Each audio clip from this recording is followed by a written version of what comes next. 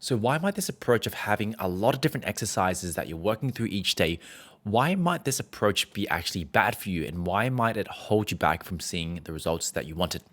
I'm going to come back to that initial Reddit post to highlight this point. So whilst this routine looked amazing at face value, there were a lot of different exercises, there was clearly structure, there's clearly a lot of dedication towards it. When I dug deeper, here was what I found interesting. So initially I commented, hey, the discipline and the dedication is absolutely there. So really props to you.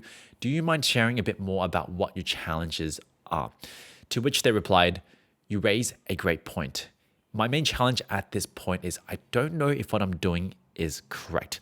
And this is the crux of the problem. I find with a lot of beginner singers, when they have these big, crazy, elaborate routines, this basically translates to you don't know what you're doing. And the reason why we got to these routines to begin with is we think more equals better. If I just keep piling more exercises, more different, routines, and I just do them all and I spend a lot of time on it, my voice will naturally get better. But the challenge with this thinking is if we're just running through exercises and routines, especially if we don't know if we're doing them correctly, we don't really know what we should be focusing on, but we're just kind of mindlessly doing it, not only will you not see results, but there's a real potential here to also start to reinforce and build some bad habits.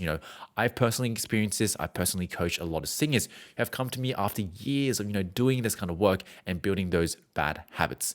And what's really annoying about this is you have to spend even more time to unlearn that in the future.